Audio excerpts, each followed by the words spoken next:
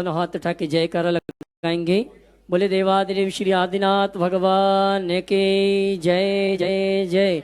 देवादिदेव जिनालय के मूल नायक श्री वाशुपूज्य भगवान के जय जय जय। देवादिदेव श्री चिंतामणि पार्श्वनाथ भगवान के जय जय जय। देवादिदेव श्री महावीर भगवान के जय जय जय। संत शिरोमणि गुरुवर आचार्य श्री विद्यासागर जी महाराज के जय जय जय। आचार्य श्री समय सागर जी महाराज के जय जय जय। गुणायतन पीड़िता शंका समाधान भावना एक प्रवर्तक जन जन के संत प्रखर वक्ता परम पूज मनी श्री 108 प्रमाण सागर जी महाराज के जय जय जय। मुनि श्री 108 संधान सागर जी महाराज के जय जय जय। अष्टानिका महापर्व की झीलों की नगरी भोपाल के श्री वाशुपूज्य जिनालय बावड़िया कला के परिसर से हम और आप टीवी चैनल का बहुचर्चित विश्वविख्यात शंका समाधान के कार्यक्रम में हम और आप अपनी शंकाओं का समाधान प्राप्त करें। उसके पूर्व पारस चैनल, जिनवाणी चैनल, आदिनाथ चैनल और प्रमाणिक ऐप के माध्यम से जिस कार्यक्रम को घर में बैठ के देखो सुन रहे हैं उन सभी का और यहाँ पर उपस्थित समस्त श्रावक श्राविकाओं का श्री वाशुपूज्य जिनालय कमेटी हार्दिक अभिनंदन स्वागत करती है। आइए चलते हैं प्रतिदिन की भांति परम पूज मुनिवर के स्त्री चरणों में नमन करते आशीर्वाद प्राप्त करेंगे और निवेदन करेंगे शंका समाधान के कार्यक्रम के लिए दोनों हाथ जोड़ लेंगे। बोलेंगे हे मुनिवर नमोस्तु नमोस्तु नमोस्तु। और आइए गुरुवर के आशीर्वाद से हम और आप अपनी शंकाओं का समाधान प्राप्त करें। उसके पूर्व आप सभी से कहना चाहूँगा परम पूज मुनिवर का बावड़िया कलन में भोपाल नगर के इस प्रवास में तीसरी या चौथी बार आगमन हुआ। चौथी बार आगमन हुआ और जब भी आगमन हुआ तब ना कुछ काम हुआ है। और इस बार का आगमन तो एक विशेष लक्ष्य के लेकर समाज ने निवेदन किया। समाज का निवेदन स्वीकार करते हुए गुरुवर ने आज प्रातः काल की वेला में जिनालय के दर्शन करते हुए समाज को आशीर्वाद दिया और कल प्रातः काल की वेला में संतों की वशतिका के लिए श्री विद्या प्रमाण साधु वशतिका का शिलान्यास का कार्यक्रम परम पूज मुनिवर के सानिध्य में संपन्न होगा। और आपकी समाज तो वो सौभाग्यशाली है, अगर एक तरफ जिनेन्द्र प्रभु का जिनालय है तो सामने साधु वशतिका होगी। बहुत ही सुंदर ये संयोजना गुरुवर के आशीर्वाद से यहाँ की समाज ने की। कल प्रातः काल की वेला में 6:30 बजे से अभिषेक विधि जिनालय में संपन्न प्रारंभ होगी और 7:15 के पहले वहाँ पर अभिषेक विधि संपन्न होने के बाद हम साधु वशतिका जहाँ पर हमने स्थान दिया साधु संतों के लिए वहाँ पर शिलान्यास की विधि प्रारंभ होगी। 8:30 बजे से मुनिश्री का मंगल प्रवचन होगा और वो सौभाग्यशाली परिवार है जिन्होंने मुख्य शिला या कुर्म शिला रखने का सौभाग्य प्राप्त किया है। और मैं आपसे कहना चाहूँगा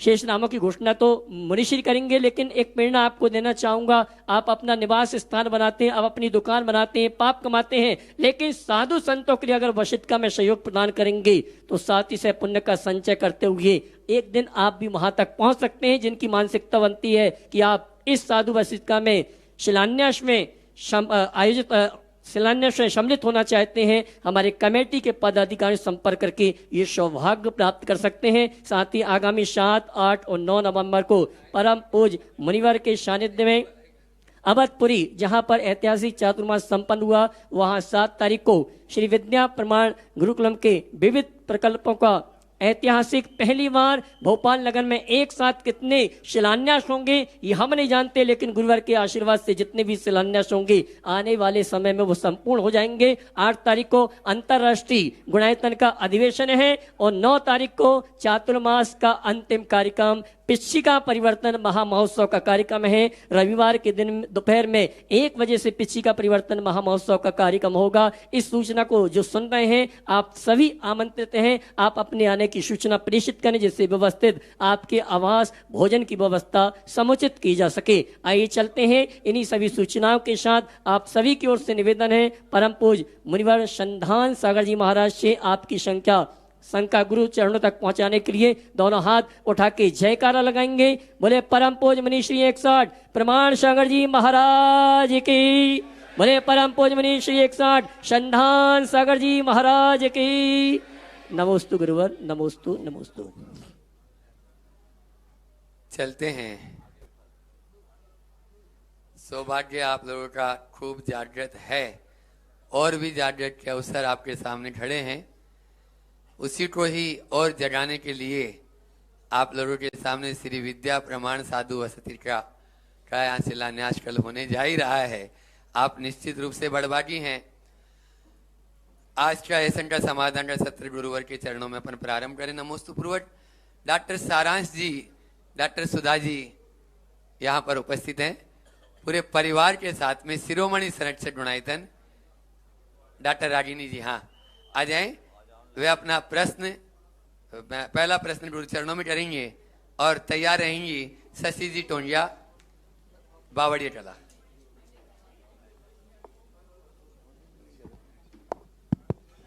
नमोस्तु गुरुदेव, नमोस्तु गुरुदेव, नमोस्तु गुरुदेव। यहाँ इच्छामी और जन्म श्री परिवार की तरफ से गुरुओं के चरणों में सादर नमन। महाराज जी, मेरा ये सवाल है कि जब हम मंदिर जाते हैं और धार्मिक कामों में लगते हैं तो हमारा मन अच्छा होता है, मन मतलब धर्म की तरफ बढ़ता है और धर्म हमें अच्छा लगता है। लेकिन फिर जब हम मंदिर से वापस चले जाते हैं तो हम अपने कार्यों में लग जाते हैं, हम उसी में लग जाते हैं दिन भर। तो ऐसा क्यों होता है? दूसरा, हम इसको कम करने के लिए कि हमारा दिन भर भी मन अच्छा धर्म में लगे, क्या कर सकते हैं? बहुत अच्छा सवाल किया है। मंदिर जाते हैं तब थोड़ी देर मन अच्छा लगता है, फिर बाहर निकलते ही वही पुरानी चीज़ें आ जाती हैं। आपके सवाल का भाव ये है कि बाद में भी हमारा मन अच्छा बना रहे और उसमें निरंतरता बनी रहे, उसके लिए क्या करें। देखो, आप लोग अपने पास मोबाइल रखते हो, उसकी बैटरी होती, कुछ मोबाइल्स में ऐसा होता है कि आपने चार्ज किया और बहुत जल्दी डिस्चार्ज हो जाती है, और कुछ बैटरी ऐसी है कि उसको एक बार चार्ज करने के बाद 3-4 दिन तक चलती है। तो इसका मतलब क्या है? हमें अपने भीतर की चार्जिंग कैपेसिटी को डेवलप करना है, यानी अपने मन की बैटरी को व्यवस्थित करना है। और मन की बैटरी को व्यवस्थित करने का मतलब क्या है? अपनी रुचि को प्रगाढ़ बनाइए और भगवान के समक्ष जाकर एक प्रार्थना कीजिए कि हे भगवान, इस घड़ी मेरे जो भाव हैं, मेरे इन भावों में निरंतरता बनी रहे, हर पल मेरे मन में वैसी ही विशुद्धि बने रहे। ऐसी भावना बार बार भाए। और बाद में अगर मन थोड़ा इधर उधर हो जाए तो अपनी निंदा गढ़ा करे, फिर दूसरे दिन भगवान से कहे, भगवान आप मुझ में ऐसी शक्ति दें और ऐसी श्रद्धा भर दें कि जो भाव अभी मेरे मन में है, दिन भर आपके प्रति वैसा ही लगाव बना रहे। इस प्रार्थना का बहुत जोरदार असर होता है।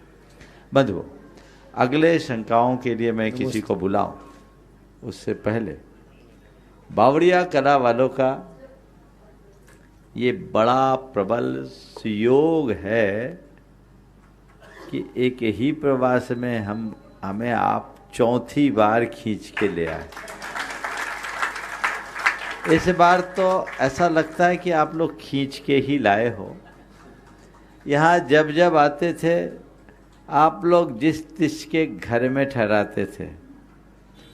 अभी तक हम जितनी बार आए, आज की बात को छोड़ दो तो हर बार नए नए घरों में ठहरे। मैंने पिछली बार इन लोगों से कहा था कि भैया कब तक किराए के घरों में ठहराते रहोगे?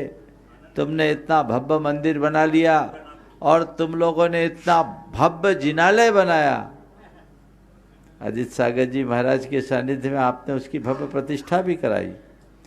लेकिन इतना सब कुछ करने के बाद जब तक साधुओं का समागम नहीं, तब तक सब कुछ अधूरा अधूरा है। और साधु समागम तभी हो पाएगा जब साधुओं के रहने लायक जगह होगी। मुझे बहुत प्रसन्नता है ये कहते हुए कि आप लोगों के लिए जैसी आवश्यकता थी उससे कहीं ज़्यादा अच्छा स्थान सुलभ हो गया। एक तरफ मंदिर, सामने साधु वसति का, बीच की सड़क यानी आंगन। ये मंदिर का ही आंगन है और बहुत सुंदर, ये बहुत अच्छा स्वरूप भी ले रहा है। कमेटी चाहती तो थी पर हिम्मत नहीं कर पा रही थी। आप बगल में पूर्व मंदिर है, तो ये लगा हुआ है। लेकिन कुछ लोगों के प्रयासों से सबने हिम्मत कर ली और हिम्मत करके हमसे निवेदन किया, आज आप सबके बीच हैं। कल का दिन यद्यपि सोमवार का दिन है, लेकिन हमने आपके कार्य के पीछे कल के दिन को थोड़ा फ्लेक्सिबल रखा है, क्योंकि आगे पीछे गुंजाइश नहीं। हाँ, तो ये बहुत भव्य है। ओम शांति शांति। सुनो तो अभी हमारी सुनो तो इनका वन वे चलता है। हाँ, ओम शांति शांति। तो मैं कह रहा था ये बहुत अच्छा शुरुआत है, और आज मुझे एक व्यक्ति को यहाँ बुलाते हुए बेहद प्रसन्नता हो रही है कि इस कार्य की शुरुआत एक ऐसे व्यक्ति के हाथों हो रही है जिसे मैं 20 साल से खोज रहा था। वो आता था, दर्शन करके चला जाता था, पता नहीं रहता कि यही वो है। आए, हम बोले अभी तो तुम दर्शन करके गए, हम तुम्हें पहचाने ही नहीं। लेकिन आज यहाँ आकर उन्होंने एक बड़ा भाव प्रकट किया, और मैं चाहूँगा एक बार उनके पूरे परिवार का आप लोग जोरदार अभिनंदन करें। वे हैं आनंद शिखा जैन। शिखा जी 1992 से जुड़ी हुई। उसकी एक ही व्यथा रहती थी कि महाराज आप तो हमारे साहब को किसी भी तरीके से पकड़ लो। आज वो आकर के बहुत अच्छे समर्पण का भाव प्रकट किए। श्रीमती शकुंतला जैन इनकी माता श्री यहाँ है, और इन्होंने भाव प्रकट किया है। शिखा जी, आनंद जी इनके बेटे, और सुभाष प्रतिभा जी धमाशिया जो इनके रिश्तेदार हैं, टीकमगढ़ जीजा जी हैं। हाँ, तो आज ये बहुत शुभ योग बना है, और इन्होंने कल जो आधारशिला रखनी है उसका सौभाग्य प्राप्त किया है। एक बार पूरे परिवार का आप लोग जोरदार अभिनंदन कर दें। बंधुओं, ये एक आधारशिला है। उसके साथ हाँ, शिखा को भी बुला लो, आगे आ जाओ। निश्चित आज आनंद ने सबको आनंद जगा दिया, और सबसे ज़्यादा आनंद उसकी शिखा को हुआ होगा, है ना?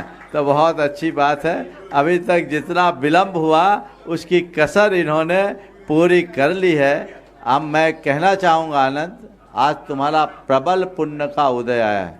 तुम्हें पता नहीं कि तुम क्या कर रहे हो। इस कार्य से अब वहाँ केवल साधु संतों का निवास होगा। दूसरी जगह में तो कोई पाप भी कर सकता है, लेकिन मंदिर और साधु बसतिका में जो आएगा वो धर्म ध्यान करेगा। इसका सारा श्रेय आप सबको मिलने जा रहा है। तो कल इनके कर कमलों से आधारशिला रखी जाएगी। इसके साथ 5 कूर्म शिला भी रखी जानी है, जिनमें नाम लगभग आ गए हैं। 1-2 अभी पाइपलाइन में है। मुझे लगता है शंका समाधान के समापन तक वो भी नाम आ जाएंगे। इसलिए आप लोगों में भी यदि किसी के मन में ऐसा श्रेय लेने का भाव है तो अपने नाम दे दे।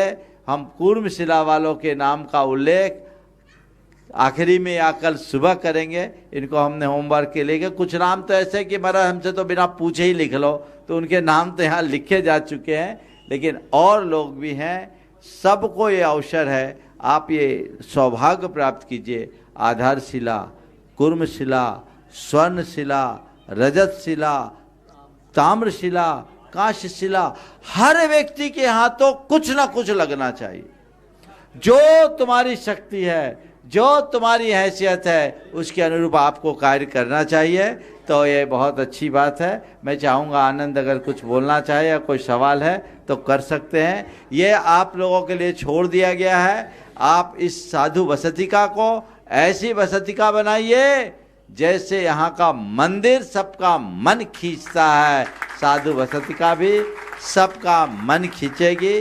अभी अशोक जी बैठे थे, एक बहुत अच्छी कमेटी भी उसके लिए बन गई है, जिसकी घोषणा कल प्रातःकाल आप सबके मध्य की जाएगी और तय समय में इसे संपन्न किया जाएगा। मैं चाहूँगा, बावड़िया कला में कोई कमज़ोर नहीं है, हर व्यक्ति को अपना योगदान देना चाहिए। काम तो हो ही रहा है, होगा। सवाल ये नहीं है कि काम कैसे होगा, सवाल केवल इतना है कि मेरा इसमें क्या लगा। हर व्यक्ति का लगना चाहिए, ये मौका सबको मिले।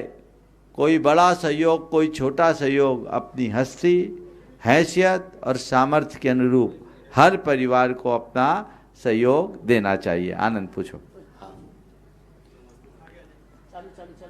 शिखा जी भी अपना प्रश्न। बोलो। हेलो, नमस्ते महाराज जी, बहुत धन्यवाद मुझे चुनने के लिए, किसी बहुत अच्छे कार्य के लिए। ईश्वर ने, आपने मुझे और मेरे परिवार को चुना है, तो मेरे ख्याल से शक्ति भी वही देंगे मुझे, ऐसा पूर्ण बहुत सुंदर, बहुत सुंदर, बहुत सुंदर। बस आपका आशीर्वाद बना है। बहुत वाह, ये मुझे अशोक जी बता रहे हैं कि मंदिर का मुख्य द्वार भी इन्हीं के माध्यम से हुआ है। बहुत अच्छा, बहुत अच्छा। दोनों आमने सामने। एक बार जोरदार तालियों से आनंदी शिखा जी का स्वागत एक बार फिर से कर दीजिए। और उसके बाद में डॉक्टर शशि जी टोंगिया बावड़िया कला वे अपना प्रश्न करेगी, प्रामाणिक पाठशाला बावड़िया कला की शिक्षिका। उसके बाद में आज अपने बीच में बिलहरी कटनी से बालचंद जी जैन बल्लू भैया तैयार रहेंगे। नमोस्तु नमोस्तु नमोस्तु महाराज जी। इच्छामी इच्छामी इच्छामी शुल्लक जी। महाराज श्री, ये 3 शब्द, मैं, मेरा, मैंने, महाराज श्री, इन 3 शब्दों में क्या समानता है तथा इन 3 शब्दों का क्या अर्थ है, और जो व्यक्ति इन शब्दों से ग्रसित रहते हैं हमें उनके साथ कैसा व्यवहार करना चाहिए? मैं, मेरा और तीसरा क्या शब्द दिया? मैं, मेरा, मैंने। देखिए, ये सब हमारे भीतर के अहंकार की परिणति है। मैं, मेरा और मैंने। जब तक हमारे हृदय में कर्तृत्व का भाव होता है, ऐसा होता है। व्यवहार में ऐसे शब्दों का प्रयोग भले कर दे, लेकिन इन शब्दों का प्रयोग करते हुए अंदर से यही सोचना चाहिए कि मैं तो केवल निमित्त हूँ। अध्यात्म अगर मनुष्य के हृदय में आता है, आत्मज्ञान, भेद विज्ञान, तो उसके जीवन में बदलाव आता है और ये सब चीज़ों से मुक्त हो जाता है। नमस्ते महाराज। अतिशय क्षेत्र बिलहरी कटनी से अपने बीच में बालचंद जी बल्लू भैया कर्मठ कार्यकर्ता, एक बार जोरदार तालियों से स्वागत कर दें। और बल्लू भैया अपना प्रश्न गुरु चरणों में करेंगे। और उसके बाद में कन्नौज से ले, उससे पहले पुष्पेंद्र जी, सविता जी बांदा, शिरोमणि संरक्षक और नवरत्न परिवार।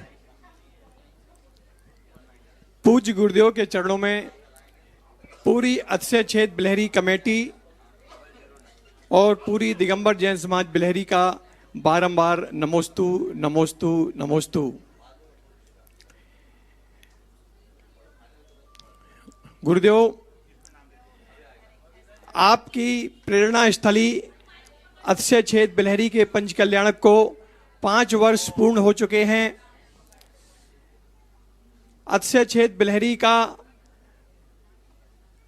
5वां स्थापना दिवस, वार्षिक मेला एवं अतिशयकारी 1008 आदिनाथ भगवान का महामस्तकाभिषेक एवं मूल नायक चिंतामणि पार्श्वनाथ भगवान का महामस्तकाभिषेक 7 दिसंबर दिन रविवार 2025 को होना निश्चित हुआ है। और हम सबकी भावना है कि यह कार्यक्रम आपके सानिध्य में संपन्न हो। और गुरुदेव, इस कार्यक्रम को हम लोग कितना भव्य अतिभव्य कर सकें, मार्गदर्शन दें। बिल्कुल, जैसा आप लोग, मैं पूरे देश को कहूँगा, कभी भी इधर आए तो बिलहरी के जरूर दर्शन करें। एक अद्भुत अतिशय क्षेत्र है और इसका अनुभव उनसे पूछो जिन्होंने उसके दर्शन किए। भारत के सबसे प्राचीन बाहुबली वहाँ है, एक नहीं दो। 10वीं शताब्दी की भूगर्भ से निकले 32 जिन प्रतिमाएँ वहाँ विराजमान हैं और जहाँ की ऊर्जा से व्यक्ति अभिभूत हुए बिना नहीं रहता। निश्चित आप लोग हर वर्ष ये जो वार्षिकोत्सव मनाते हैं, इस बार भी धूमधाम से मनाइए। मेरा बहुत बहुत आशीर्वाद। इस बार हमारे सानिध्य में आपके सानिध्य में दिसंबर में है 7 दिसंबर। भावना भाव वही 2 तारीख को कहाँ पहुंचेंगे। चलो आगे अगला। नवरत्न परिवार और शिरोमणि सरस्वती गुणायतन के और दान में हमेशा अग्रणी रहने वाले समर्पित व्यक्तित्व पुष्पेंद्र जी, सविता जी बांदा, बावड़िया कला। एक बार जोरदार तालियों से इकट्ठे आ जाओ। नीलेश उनका भी स्वागत कर दे और उनके साथ में नीलेश जी परिवार के साथ में आ जाए और मनोज जी भी आ जाएं, प्रदीप भी आ जाएं। सभी कर्मठ कार्यकर्ता भले ही बावड़िया कला में रहते हो लेकिन चातुर्मास इन लोगों का भी अवधपुरी में ही हुआ। एक बार जोरदार तालियां बजा दीजिए इन सब के लिए। गुरुदेव,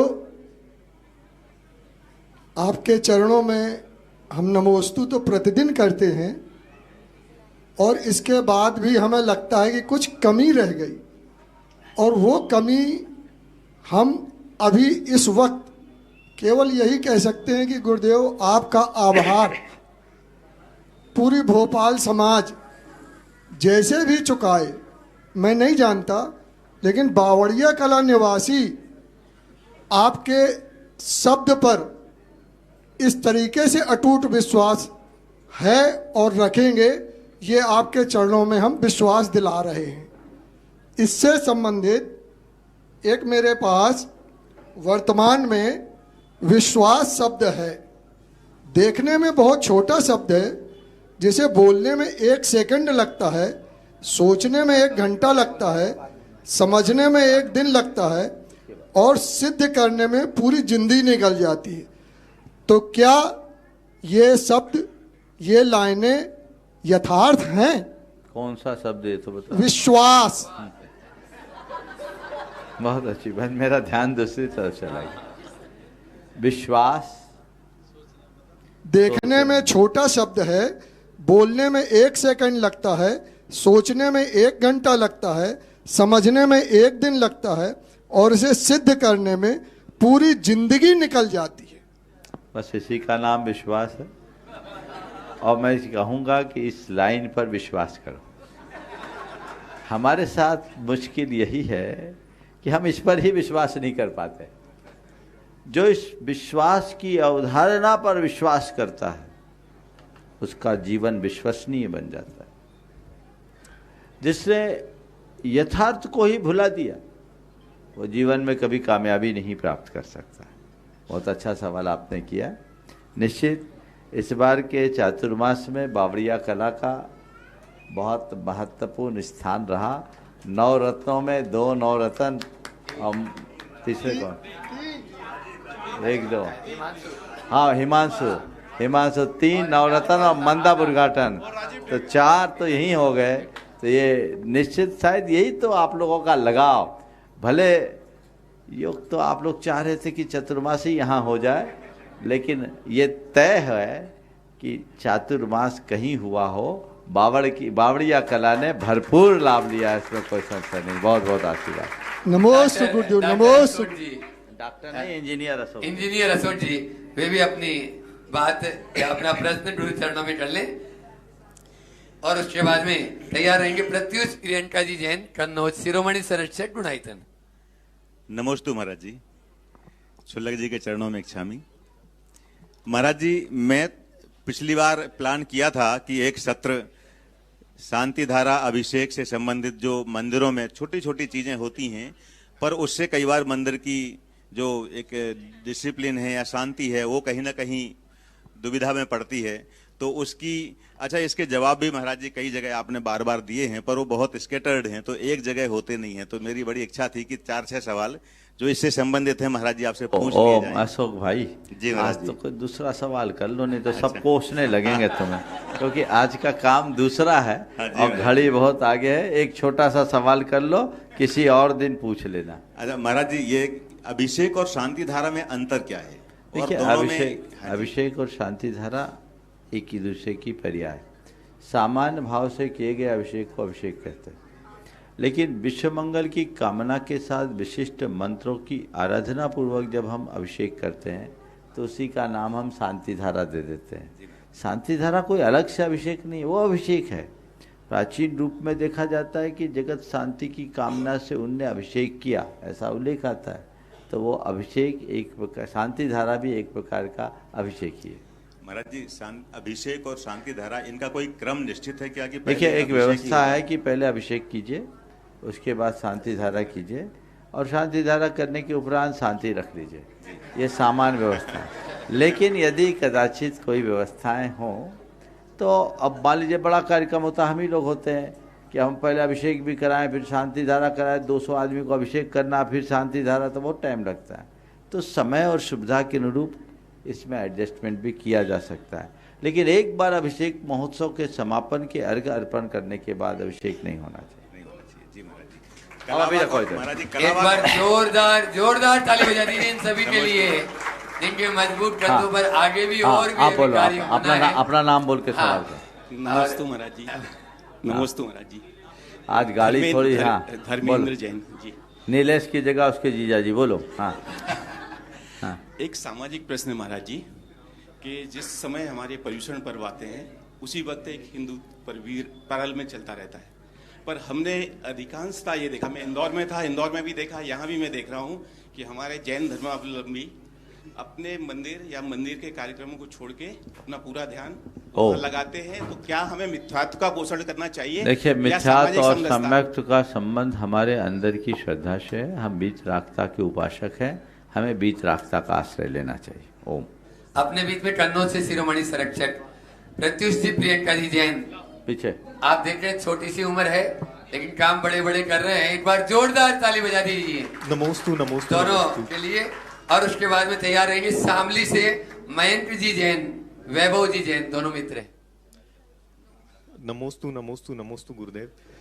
गुरुदेव, मेरा प्रश्न है कि पंच पर्यावर्तन क्या होता है और क्या आत्मा निश्चित समय तक के लिए ही संसार में? तुम्हारा सवाल बहुत अच्छा है, पर थोड़ा गूढ़ है। इस पर मैं विस्तार से चर्चा करूंगा तो पूरा सत्र तुम्हारे लिए समर्पित करना होगा, जो आज गुंजाइश नहीं है। फिर भी उत्तर तो मुझे देना ही पड़ेगा। तो मैं इतना ही कह सकता हूँ, पंच परावर्तन हमारे संसार परिभ्रमण की गाथा है। हर जीव इस संसार में अनादि से भ्रमण करता आया है और द्रव्य क्षेत्र काल भाव के निमित्त से जन्म मरण करता है। इसे हम संक्षेप में कहें कि पंच परावर्तन क्या है, तो संसार का ऐसा कोई स्थान नहीं जहाँ हमने अनंतों बार जन्म नहीं लिया और मरण न किया। संसार का ऐसा कोई काल नहीं जहाँ हमने अनंतों बार जन्म या मरण न किया हो। संसार का ऐसी कोई वस्तु नहीं जिसका हमने अनंतों बार भोग न किया हो। समझ गए? संसार की ऐसी कोई पर्याय नहीं जिसको हमने अनंतों बार पाया ना हो। और संसार का ऐसा कोई कर्म नहीं जिसे हमने अपने भावों से अनंतों बार बांधा नहीं। ये चक्र अनादि से चल रहा है। काश हम इसका गहराई से विचार करें तो अंदर सिहरन से उठती है और वो हमारे जीवन की दिशा को परिवर्तित करती है। नमोस्तु। और अगला प्रश्न कर रहे हैं मयंक जी, वैभव जी जैन शामली। और मैं चाहूंगा पूरी समाज एक बार जोरदार तालियों से उनका स्वागत कर दे और कमेटी वहीं पर जाकर है। मनोज जी, नीलेश जी वहीं पर उनका सम्मान कर देंगे। मुनि श्री के चरणों में नमोस्तु। गुरुवर, संयम का पालन आधुनिक जीवन में कैसे करें जब चारों ओर मोह और भोग विलासिता इतनी ज्यादा बढ़ गई है? फिर से बोलो। कि संयम का पालन आधुनिक जीवन में कैसे करें कि जब चारों ओर मोह भोग विलासिता बढ़ गई है? आधुनिक जीवन में भी संयम का पालन हो सकता है, बशर्ते हमारे मन में संयम के प्रति निष्ठा। संयम कोई भी काल हो, किसी भी युग में पालन करना उपयोगी है। मन में संकल्प जगाओ, चीज़ें अपनी जगह है। चक्रवर्तियों से ज़्यादा भोग विलास का साधन किसी के पास नहीं रहा, लेकिन उन्होंने भी संयमी जीवन जिया। तो हम उस दिशा में अपना सतत प्रयत्न करें, परिणाम सुनिश्चित अच्छा है। गुरुदेव नमोस्तु। श्रीमती संध्या जी चक्री जी जैन, लक्ष्मी परिसर, वे अपना प्रश्न करें। और उसके बाद में तैयार रहेंगे डॉक्टर शैलेंद्र जी रूबी जी जैन, MD आयुर्वेद, भोपाल।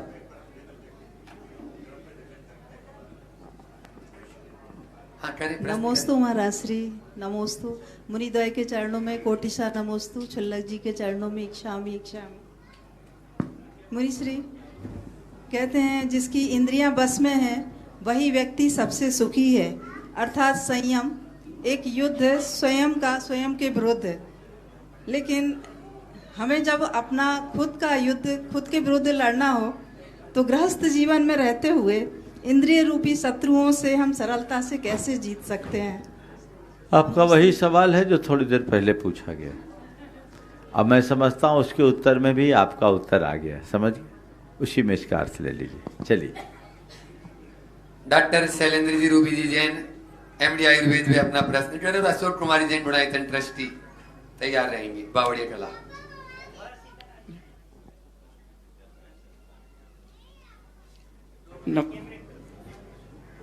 बोलो। नमस्ते भगवान। महर्षि, आज का समय है जबकि पुराने लोग जो थे, महर्षि पुरानी पीढ़ी थी, वो पुस्तकों को पढ़ती थी, सहेजती थी और संभाल कर रखती थी, और वह पूरी पीढ़ी मैं समझता हूँ लगभग समाप्ति की ओर है या जाने की ओर है। और आज की पीढ़ी पुस्तकों को सहेजना नहीं जानती, संवारना नहीं जानती, पढ़ना नहीं जानती। तो महर्षि मैं देख रहा हूँ दिवाली पर अभी कबाड़ी के पास में कई ऐसी पुस्तकें मैंने देखी जो कि बड़ी ही उपयोगी और बहुमूल्य थी। महर्षि मैं समझता हूँ एक समय था जब मुगलों ने हमारे साहित्य को समाप्त किया था और आज की हमारी युवा पीढ़ी स्वयं हमारी धरोहर है उसे समाप्त कर रही है। महर्षि आपका मार्गदर्शन। देखिए, आपने एक बहुत ही गंभीर विषय पर ध्यान आकृष्ट किया। ऐसी गलतियां होती।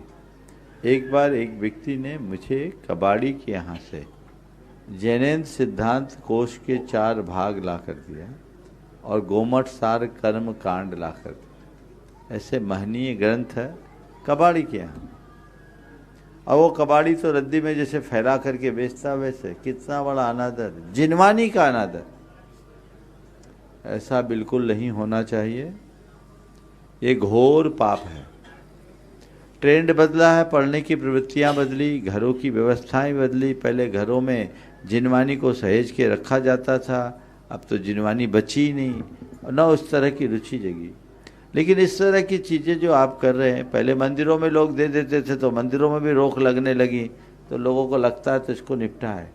जो व्यक्ति जिनवानी को कबाड़ खाने में भेजेगा उसके जिंदगी का कबाड़ा होना ही है, उसके जीवन का कबाड़ा होगा। ऐसा पाप कभी नहीं करो। इसका सॉल्यूशन होना चाहिए।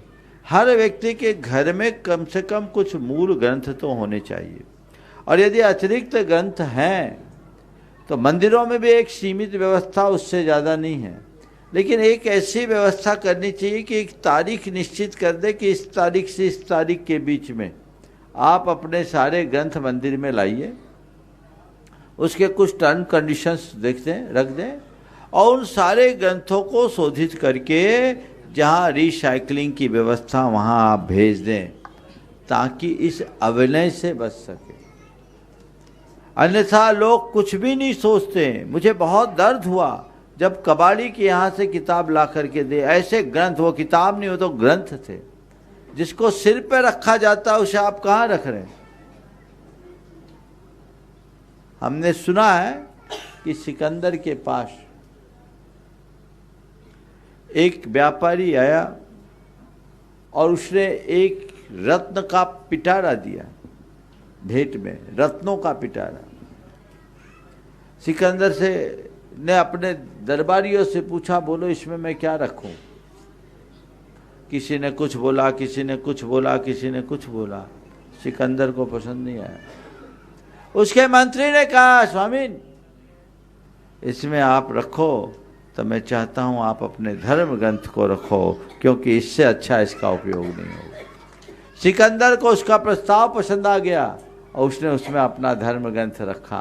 तो धर्म ग्रंथ ऐसे रखे जाते हैं, और धर्म ग्रंथ का ऐसा विनय, यानी उस व्यक्ति के हृदय में धर्म अभी अंकुरित ही नहीं हुआ। तो पूरे देश में एक जागरूकता होनी चाहिए, धर्म ग्रंथों को सहेज के रखना चाहिए, पढ़ने की प्रवृत्तियाँ अपनानी चाहिए। डिजिटल जो लर्निंग है उससे अपने आप को बचाना चाहिए, क्योंकि इसके दुष्परिणाम बहुत तेज़ी से उभर रहे हैं, उनसे अपने आप को बचाइए। टेक्स्ट के माध्यम से पढ़िए, और जो ग्रंथ आपके घर में हैं उन्हें सहेज कर संभाल कर रखने का प्रयास कीजिए। अनेकों संस्थाओं से जुड़े अशोक कुमार जी जैन, गुणायतन ट्रस्टी और विद्यासागर शोध संस्थान की ट्रस्टी, नैनादेवी क्षेत्रीय ट्रस्टी, वे अपना प्रश्न गुरु चरणों में करें और उसके बाद में तैयार रहेंगे इंजीनियर महेंद्र रजनी जी जैन, ट्रस्टी गुणायतन बावड़ी कला। पूज्य मुनिवर द्वय के चरणों में नमोस्तु नमोस्तु नमोस्तु। पूज्य छुल्लक जी महाराजों के चरणों में इच्छामी इच्छामी इच्छामी। गुरुवर, आप भावना योग के प्रणेता हैं। भावों और भावनाओं पर आपका गहन अध्ययन और रिसर्च है। गुरुवर, जब कभी गहन दुख की स्थिति होती है तब इंसान की आंखों से आंसू निकलते हैं। दूसरी ओर जब बहुत खुशी का अवसर होता है या जब किसी भावनात्मक रूप से अच्छी घटना या दृश्य को हम देखते हैं या बात सुनते हैं तब भी आंखों से आंसू निकलते हैं। खुशी और दुख दोनों प्रतिकूल परिस्थितियां हैं, पर मानवीय भावनाओं की यह कैसी केमिस्ट्री है कि उसकी प्रतिक्रिया एक सी होती है। बहुत अच्छी बात आपने कही है कि खुशी में भी आंसू और दुख में भी आंसू। आपने जो सवाल किया बहुत अच्छे अंदाज में किया कि खुशी और दुख दोनों एक दूसरे के विपरीत प्रतिक्रिया हैं, पर प्रकृति दोनों की प्रतिक्रिया एक ही रूप में देती। यद्यपि आंसू के आने का कारण अभी तक पता नहीं चल पाया। वैज्ञानिकों ने अभी मेरी जानकारी के अनुसार आज तक ये साबित नहीं कर पाया कि आखिर आंसू क्यों आते हैं, पर आते हैं। सुख में भी आते हैं, दुख में भी आते हैं, और जब आंसू आते हैं तो उसका असर भी पड़ता है, मन कुछ पल के लिए शांत होता है। पर जो आपने सवाल किया कि दोनों की प्रतिक्रिया एक समान होती है, तो मैं समझता हूँ इसमें प्रकृति का एक गहरा संदेश छिपा है। और प्रकृति का क्या संदेश? प्रकृति का इसमें यही संदेश है, सुख हो या दुख दोनों को समान मानो। नमस्ते महाराज जी, नमस्ते। सुख हो या दुख दोनों को समान मानो, दोनों में तुम्हारी प्रतिक्रियाएं समान होनी चाहिए।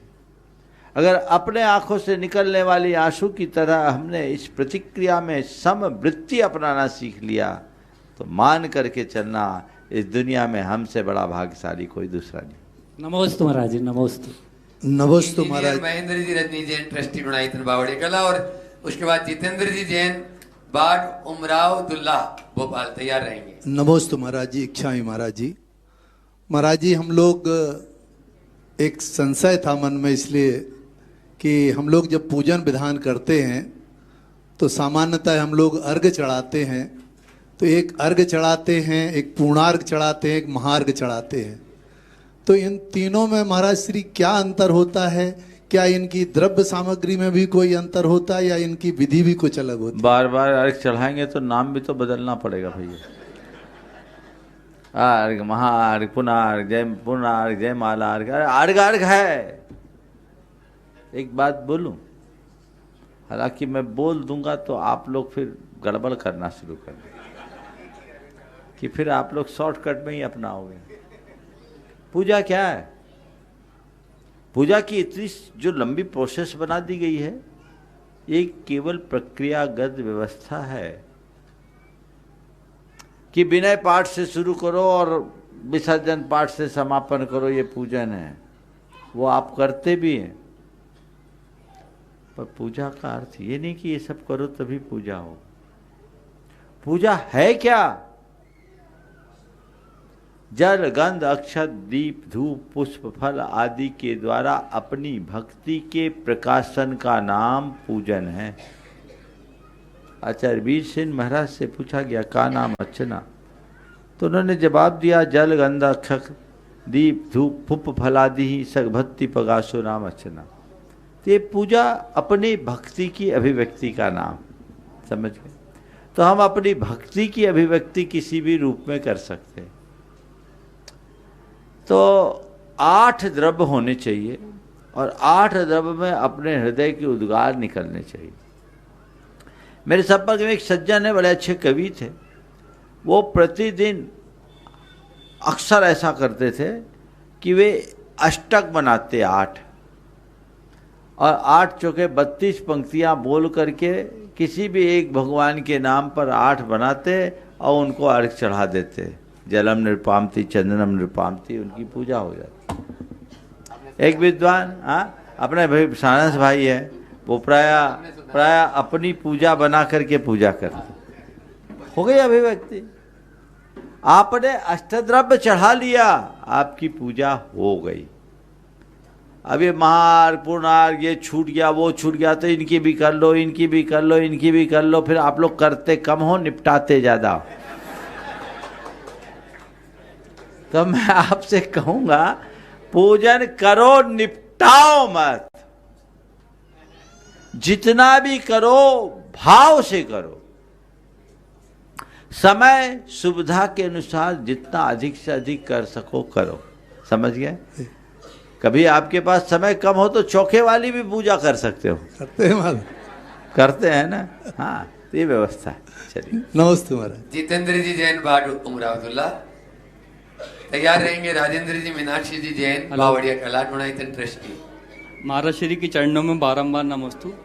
महाराज श्री, मेरा प्रश्न ये है कि जब हम सवेरे नहा धो के मंदिर जाते हैं और मंदिर में हम पूजन अभिषेक करते हैं, क्या घर पे जो पारस चैनल पे अभिषेक आता है वो घर में अपन अशुद्धि की अवस्था में क्या वो देख सकते हैं कि नहीं देख सकते अभिषेक? अशुद्धि की अवस्था में अभिषेक नहीं देख सकते जो पारस चैनल पे आता। सुनो तो बोल रहा हूं, अभिषेक आ रहा हो तो तुम जैसे हो देख लो, जब अशुद्ध हो तो अभिषेक मत देखो, लेकिन अभिषेक हो तो जैसे हो वैसे देख लो। समझ में आ गई बात? चलो। राजेंद्र मीनाक्षी जी जैन गुणायतन ट्रस्टी और उसके बाद में श्रीमती चंद्रकला जी पाटनी रांची तैयार है। नमस्तु गुरुदेव, दोनों राजू के चरणों में नमस्तु। चुलक जी को इच्छामी इच्छामी इच्छामी। महाराज जी, मेरा प्रश्न दर्शन और धर्म को लेकर थोड़ा सा है कि अपने अपने सत्य हैं विश्व में ओम। हाँ, सभी दर्शन जो है, जो कि लॉजिकल कंक्लूजन कहे जाते हैं, उनके भी कंक्लूजन अपने अपने हैं। उन्हीं से संबंधित जो धर्म हैं, जो कि कहे जाते हैं कि सर्वज्ञ के द्वारा कहे गए हैं या भगवान के द्वारा कहे गए हैं, उनके भी अपने अपने सत्य हैं। तो इन दोनों एक लॉजिकल कंक्लूजन है और एक सर्वज्ञ के द्वारा वही चीज़ कही गई है जो अपने को सत्य कहते हैं। एक्चुअली कोई परम सत्य है भी या सब मान्यताओं और लॉजिकल कंक्लूजन के ऊपर ही है? देखो, मानो तो है, नहीं तो मान्यता है। अरे है तभी तो कह रहे। अब इसका हम प्रयोग करके अनुभव करके देखें तब पता लगेगा। अगर मैं भी कहूँगा तो आप कहोगे आपकी मान्यता है, इसलिए मैं कुछ न कहना ही ज़्यादा अच्छा मानूंगा। नमस्ते गुरुदेव, नमस्ते। श्रीमती चंद्रकला जी पाटनी रांची वे अपना प्रश्न करें और उसके बाद श्रीमती ओम। इसके बाद हाँ, अनूप जी आगे। अपने बीच में आज अनूप जी जैन IRS यहाँ पर उपस्थित हैं, तैयार है। मेरी तरफ से जगत के सब जीवों की तरफ से मुनिराजों के चरणों में नमोस्तु। सब छुल्लक जी महाराज के चरणों में इच्छा में। महाराज श्री, सहनशील होना अच्छा होता है, लेकिन अन्याय का विरोध कितना उचित है? सहनशीलता एक गुण। और आपने पूछा अन्याय का विरोध। अन्याय का विरोध असहनशीलता नहीं है। थोड़ा सा ऐसे गंभीरता से समझिएगा, सवाल बहुत अच्छा है। सहनशीलता एक गुण है, पर अन्याय का विरोध असहनशीलता नहीं है। वो हमारा कर्तव्य और धर्म भी है। रामचंद्र जी सहनशीलता की मूर्ति थे,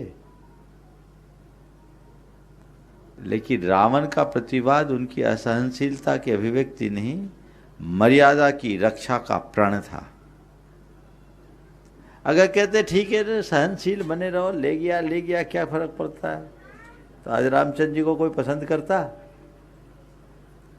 अन्याय करना और अन्याय सहना दोनों को अपराध की श्रेणी में माना जाता है, लेकिन इसमें थोड़ा सा विचार भी करना। क्या विचार करना है? छोटी छोटी बातों को अन्याय मत मानना। आजकल प्राय घर परिवारों में आ गया, हम अन्याय बर्दाश्त नहीं करेंगे, हमारे पिता ने हमें कम उसको ज्यादा, ये हमारे साथ सरासर अन्याय। एक बात सदैव ध्यान रखना, बड़ों के द्वारा जो कुछ भी दिया जाए, बड़ों के व्यवहार को न्याय और अन्याय की दृष्टि से देखने की जगह उसे अपने ऊपर प्रकट हुई कृपा की दृष्टि से देखना चाहिए। बड़ों की कृपा उनकी करुणा है, उस पर हमारा अधिकार नहीं। उसे करुणा के रूप में देखो, कृपा को अधिकार मत मानो। वो अन्याय नहीं है, ठीक है, मेरी पात्रता के अनुरूप मुझे मिल गया, पर्याप्त है। उन्होंने मुझे जन्म दिया, जीवन दिया और मुझे इस लायक बना दिया, यही क्या कम है? पूरे जीवन उनका आभारी बना रहूंगा तो भी कम होगा। अरे मेरे साथ अन्याय हो गया, ये तो पक्षपात है। ये जो झगड़े होते हैं ना छोटी छोटी बातों में, ये उनकी अहमन्यता, असहिष्णुता, बल्कि एक विचारक ने तो लिखा है कि बड़ों की कृपा को अपना अधिकार मानना धूर्तता की पहचान है। मैं रिपीट कर रहा हूं, बड़ों की कृपा पर अपना अधिकार मानना धूर्तता की पहचान है। तो ऐसी धूर्तता, दूसरे शब्दों में कहें धृष्टता करने से बचना चाहिए। जहाँ ऐसा अन्याय, जहाँ हमारे धर्म, हमारी संस्कृति, हमारे समाज, हमारा देश, हमारे परिवार के अस्तित्व और अस्मिता पर संकट आए, वो अन्याय समझो। व्यक्तिगत रूप से कुछ थोड़ी बहुत बातें हैं, उसे इग्नोर करके बचाने की सामर्थ्य विकसित करनी चाहिए। हाँ। और अब मैं उन्हें बुला रहा हूं जो अधिकारी बाद में, लेकिन सुधीर श्रावट पहले हैं। ऐसे अनूप जी IRS अपने बीच में हैं। एक बार जोरदार तालियों से उनका स्वागत करें, जो जैन धर्म की स्टूडेंट को चारों ओर उसको फैलाने के लिए कटिबद्ध हैं और गुरुवर के अनन्य भक्त हैं। अनूप जी IRS का स्वागत यहाँ की कमेटी समिति के पदाधिकारी लोग कर रहे हैं। आप लोग तालियों में कंजूसी क्यों कर रहे हैं? एक बार जोरदार ताली बजाते हैं अनूप जी का स्वागत। और अनूप जी अपना प्रश्न गुरु चरणों में करेंगे और उसके बाद में यदि समय रहा तो अपने हाँ।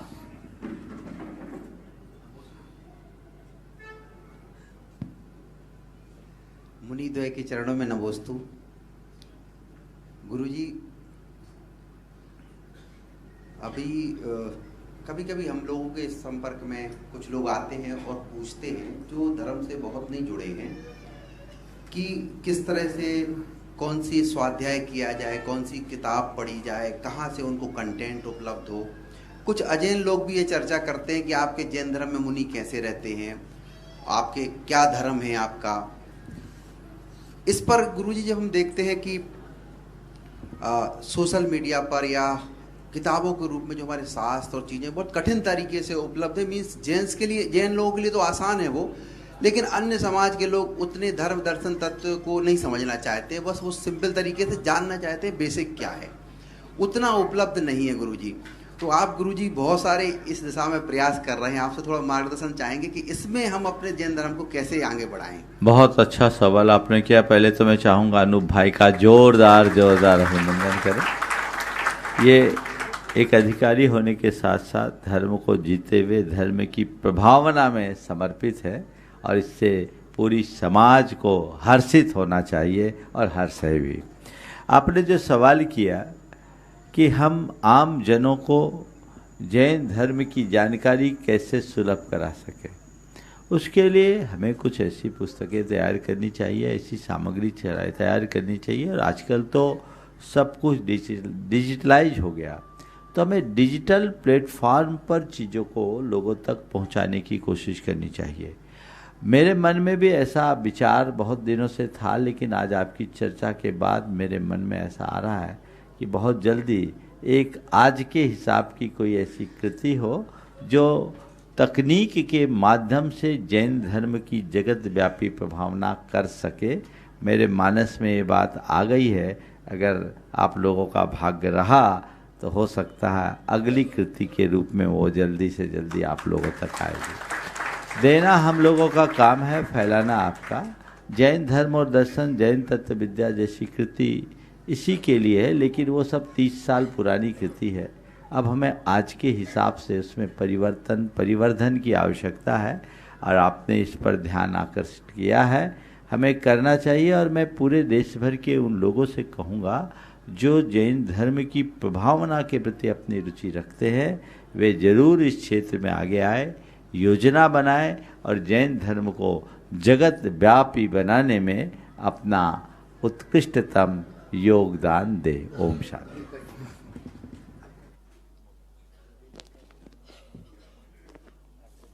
ओम।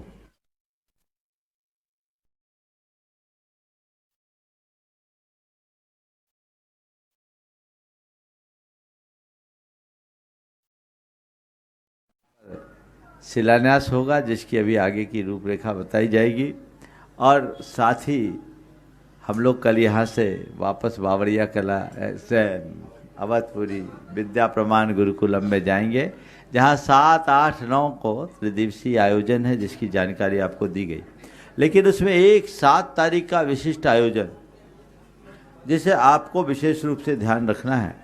डॉक्टर दीपक जैन जो हमारे समाज की अंतर्राष्ट्रीय विभूति, एक बहुत बड़े आइकॉन, दीपक जैन के बारे में बोलने की ज़रूरत नहीं, वो यहाँ आ रहे हैं और उनका एक स्पेशल सेशन शाम को 6 बजे के शंका समाधान के सत्र में 6 से 8 तक है।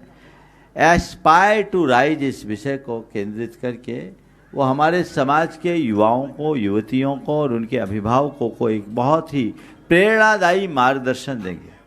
आप कोशिश कीजिए कि सभी लोग उस कार्यक्रम में उपस्थित रहे, प्रत्यक्ष आए सबसे उत्तम है, जो प्रत्यक्ष ना आ पाए वे ऑनलाइन इस कार्यक्रम को देखें ताकि और अपने बच्चों को स्पेशली बिठाए ताकि उनके अनुभव प्रसूत विचारों से आप सब लाभान्वित हो सके। ये प्रयास आप सबको करना चाहिए।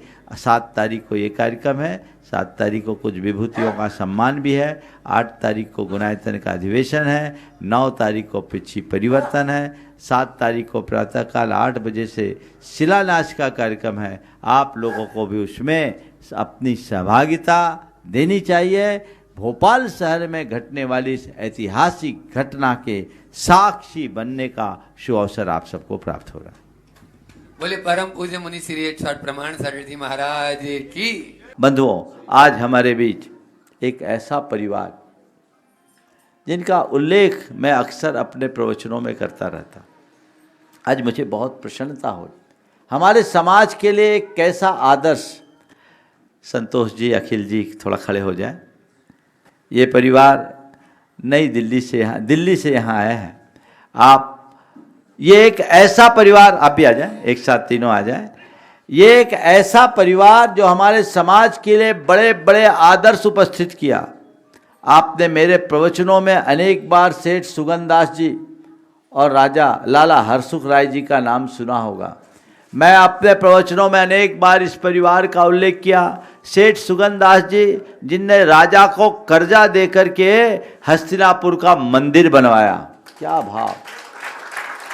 हस्तिनापुर के में अकाल पड़ा, राजा को पैसे की जरूरत पड़ी, सुगंधास जी की बहुत बड़े संपन्न धनाढ्य व्यक्ति थे और उनके पास दीवान आया कि आज राजकोष में धन की कमी है, आप कुछ उधार दे दें। उनने अपने मुनीम से कुछ कहा, पैसा दिया, पूरा पैसा जमा हो गया और जब राजा सुकाल होने पर पैसा लौटाने के लिए दीवान को भेजा तो उनने कहा आपके यहाँ तो हमने 1 रुपया दिया ही नहीं। सेठ जी के मुनीम ने कहा आपको हमने 1 रुपया दिया नहीं, हम आपसे ले कैसे सकते हैं। दीवान ने कहा भैया तुम्हारे यहाँ अंधेर होगा, हमारे यहाँ तो नहीं है। सेठ जी के कहने से दिया और आपने दिया, हम ले गए, हम नहीं दिए होते तो क्यों आते। सेठ जी के पास गया, बोले सेठ साहब आपका मुनीम इनकार कर रहा, मैंने आपके यहाँ से पैसा लिया और आपके कहने से लिया, आप इनका पैसा लेने के लिए कहिए, मुनीम जी से पैसा लेने के लिए कहिए। सेठ जी ने कहा मुनीम जी, दीवान जी आए हैं, थोड़ा देखो तो उस साल का खाता क्या बोल रहा है, इनका क्या लिखा है, जो हिसाब किताब नक्की कर दो। मुनीम ने सेठ जी के सामने बही रखते हुए कहा लो इनका कुछ लिखा हो तो मैं बताऊं।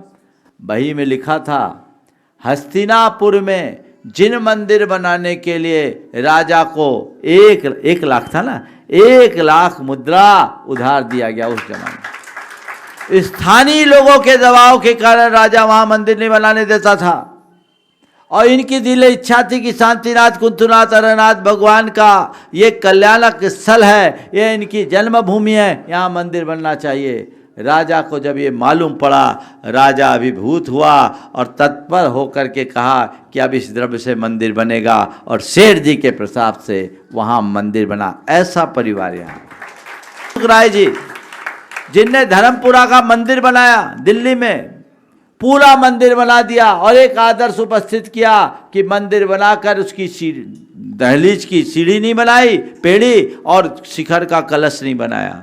लो काम बंद। पंचों ने कहा, सेठ साहब काम बंद क्यों हो गया? बोले क्या करूं, मेरे पास जितना पैसा था सब लग गया, लगा दिया, अब कैसे बनाऊं, हमारे पास व्यवस्था नहीं है। पंचों ने कहा, अरे आप कहो तो। लोगों ने अपनी पगड़ियां उतारी, असरफियों की ढेर लग गई। बोले इतने की जरूरत नहीं है, आप सहयोग दो, मैं बनाऊंगा। और मैं चाहता हूं पूरे पंचायत इसमें अपना कुछ पैसा दे, हर घर से पैसा है। लोगों ने पैसा दिया, मंदिर की प्रतिष्ठा हुई। सेठ साहब को कलश चढ़ाने के लिए कहा गया। सेठ साहब ने कहा, मैं कलश नहीं चढ़ा सकता। बोले नहीं, आपने मंदिर बनाया, आप कलश चढ़ाओ। बोले किसने कहा मैंने मंदिर बनाया? मैं इस मंदिर में अपना केवल सहयोग दिया हूँ। इस मंदिर में पूरे पंचायत का पैसा लगा है, पूरी पंचायत कलश चढ़ाई। ये आदर्श आज परिवार अपने बीच है। ये वही परिवार है, वही हरसुख राय जी है जो अपने घर में कोई खुशी का मौका आया था और पूरे गांव में लावना बांटे, मिठाइयाँ बांटी। एक स्वाभिमानी श्रावक ने लेने से इनकार कर दिया जो चना बेचने वाला था। मैंने कई बार सुनाया आप लोगों को, और वे खुद बग्घी से जा कर के उसके यहाँ गए और जाते ही चना फाके और फिर उसकी सुराही से अंजलि लेके पानी पिया और अपना इशारा दे के कहा, ये लो, स्वीकार करो मेरी छोटी सी भेंट। सेठ साहब, हम आपसे कैसे ले सकते हैं? आपको आज तक हमने कुछ दिया नहीं, तो ले कैसे सकते? किसने नहीं कहा कि तुमने हमें कुछ नहीं दिया? अभी अभी मैंने तुम्हारा खाया है और पिया भी है। वो उनके चरणों में गिरने लगा। बोला नहीं, उनने अपने छाती से लगाया और कहा, तुम मेरे साधर्मी हो, तुम्हारे लिए मेरे हृदय में स्थान है, चरण में नहीं। ये आदर्श, ये परिवार आज है, ये उनके ही प्रपौत्र है। 100-150 साल पहले 1 लाख रुपया क्या अर्थ होता था, सोचो। ये थी दिलेरी। आज ये परिवार गुणायतन का शिरोमणि संरक्षक बना है। और भाव और बंधुओं, हाँ, भाव लेकर ही आए। और मैंने इनसे पूछा कि ये बताओ, इतनी पीढ़ियों में, मैं तो अध्ययन करता हूँ, मैंने इनसे 4 सवाल किया कि ये बताओ तुम्हारे परिवार में धार्मिक संस्कार घटे हैं कि बढ़े? सामाजिक प्रतिष्ठा बनी है या बिगड़ी है? पारिवारिक प्रेम कायम है या घटा है? और आर्थिक समृद्धि पूर्व की अपेक्षा घटी है या बराबर है? इनने कहा, महाराज अभी तक मेंटेन है। 5वीं पीढ़ी है, और 5वीं पीढ़ी तक पुण्य तभी फलता है जब किसी का 700 पुण्य का उदय होता है। मैं इस परिवार की बहुत बहुत सराहना करता हूँ, क्योंकि अभी तक तो मैं अपने उद्बोधनों में जो मैंने पढ़ा था वो सुना देता था, क्योंकि बड़ी प्रेरणा की बात। आज इस परिवार के सामने आने के बाद मन में बहुत प्रसन्नता है। पहले रतलाम में भी आए थे, पर तब ये इस तरह की ज़्यादा चर्चा मुझसे नहीं हो पाई थी। कल ही ये शाम को मिले और इन्होंने भाव व्यक्त किया, तो ये बहुत प्रसन्नता का विषय है। एनसी जैन के निरंतर संपर्क में ये रहते हैं। मैं पूरे परिवार को आशीर्वाद देता हूँ, और अखिल से अब मैं यही कहूँगा, इस झंडा को आगे लेके चलना है, आने वाली पीढ़ियों को भी यही संदेश देना है। मैं चाहूँगा एक बार इस परिवार का पुनः जोरदार अभिनंदन ले, और ये योग का प्रयोग करने का एक उत्कृष्ट उदाहरण है। संपत्ति लोग बहुत जोड़ते हैं और एक दिन छोड़ के चले जाते हैं, अपने बारिशों को सौंप के जाते हैं। कोई जरूरी नहीं कि तुम्हारी विरासत को तुम्हारी आने वाली पीढ़ी संभाल कर रखे ही, वो एक दिन खत्म भी कर देगी। लेकिन जो परमार्थ के कार्य में लगता है वो अजर अमर होता है, और उसी से पुण्य प्रगाढ़ बनता है। इसलिए योग का प्रयोग करो, जहां अच्छा अवसर आए सदव्य करने में पीछे मत हटना। अपने समय का अपनी शक्ति का, अपने संसाधन का सदुपयोग करो, ये भाव अपने मन में जगना चाहिए। इसी से हम सबके जीवन का कल्याण होगा। मैं पूरे परिवार को बहुत बहुत आशीर्वाद देता हूँ। और अब तो ये जुड़ गए हैं, ऐसे ही जुड़े रहे और औरों को भी जोड़ते रहे। एक लक्ष्य रखे कि जो मैं अपने हाथों अच्छे काम में लगाऊंगा वही मेरा है, बाकी तो सब इस धरा पर धरा ही रह जाएगा। इस बात को हमें ध्यान में रखना है। साथ में लाया था और क्या साथ में ले जाएगा, हमें ये बात समझ करके चलना है।